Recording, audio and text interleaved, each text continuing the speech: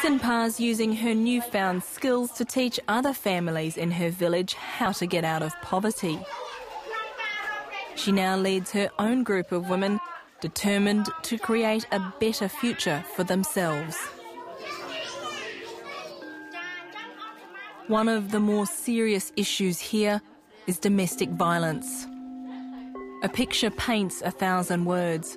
The saying couldn't be more apt when you see some of these drawings, especially this one sketched by Ang Lee. For many years, Ang and her 5 children suffered from domestic violence. My husband used to get drunk a lot and we'd fight. It would usually end up with him beating me up. But over the past 2 years, since joining a group here, things have started to change. Ang shared her secret amongst friends and they all worked together to help her find a solution. We used to fight when he was drunk, but the group gave me some good advice, which really helped me deal with it. It's taken 2 years to heal her family, and thanks to Adra, she now lives violence-free and is able to earn enough money to send her children to school. While the women study upstairs, the kids are kept busy downstairs with a preschool and a mobile library.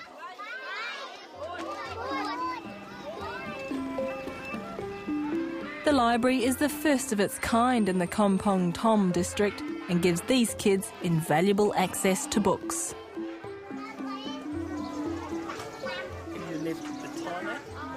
Mr. Lim's a rice farmer. He's also the librarian. I've always worked in the community, and that's why I think Adra chose me to run the mobile library. I like the work because I can spread the messages in the books to all the villagers.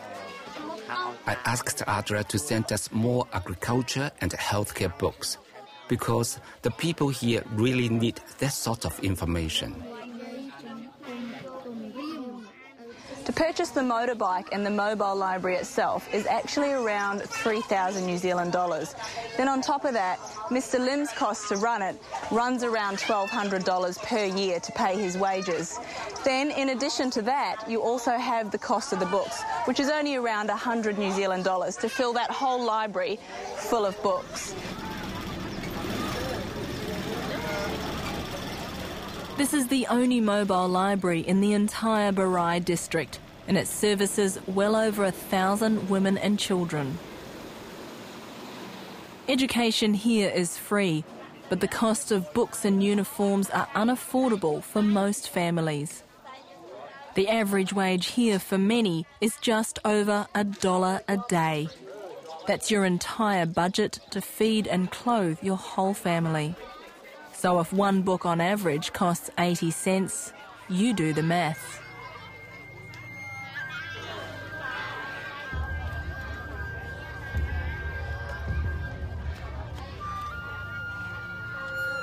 When you look at these people who are part of these projects, it's clear to see they now live with a sense of hope.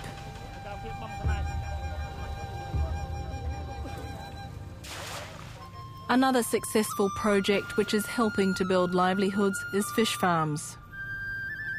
This is Nai Ning. 6 months ago, she couldn't afford to provide for her family, but after joining the educational groups at her village, she now has new skills she's using to start her own fish farm. Before it was difficult. There wasn't enough money, but since my fish farm has taken off, I've been able to buy my children clothes.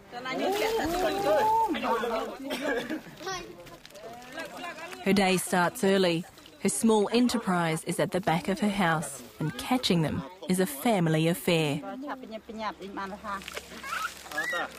Back home, these fish wouldn't even make the markets. But for Cambodians, food is so precious, nothing goes to waste. Loading them onto the back of her bike, Nai cycles 2 kilometres to the market.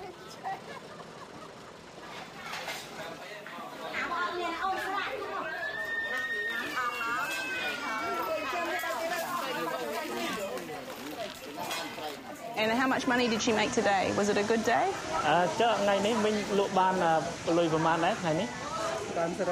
I made about 20,000 real. That's about $5 to $6 US. In Cambodian terms, this is the equivalent of 2 to 3 days' wages. Here, it's a lot of money. I can use the money to buy clothes for my children and some groceries. It's a big success. I can make enough income from the fish to hire another person to help with our rye harvesting. Setting up a fish fingerling project costs a little over $100. For many of us in the West, that's the cost of a new pair of shoes. But for people here, it's a shot at improving their livelihood for life.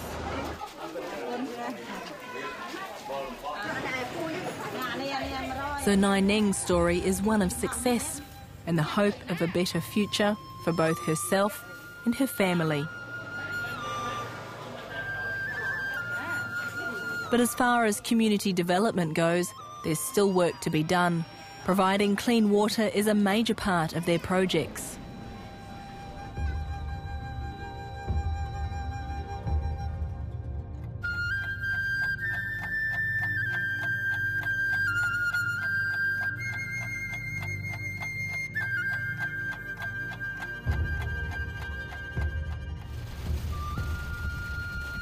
I'm on my way to look at villages that still need help.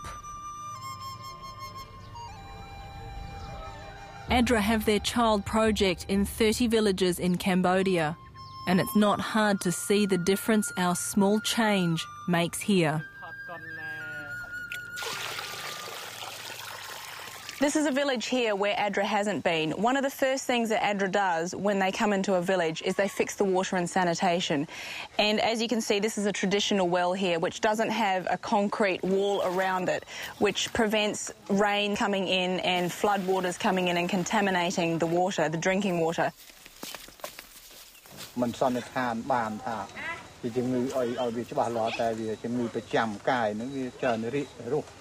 He said that a lot of people has met the case of diarrhea, and he said that this is because of the hygiene and sanitation problem in this village is the major issue in here.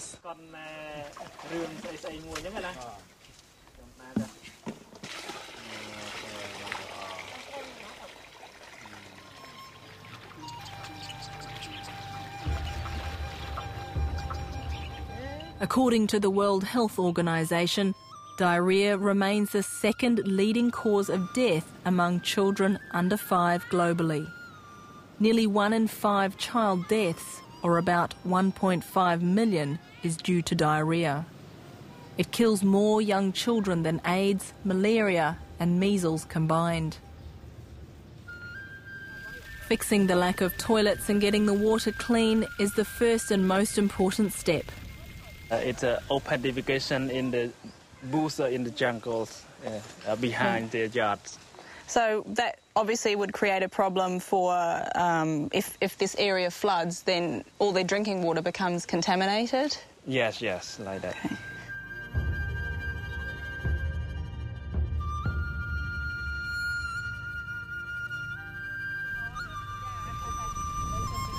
It's this lack of sanitation that's the world's biggest cause of infection. The village chief has seen the vast improvements ADRA's made, which is the main reason he's invited us here today, in hope that they can help his people too.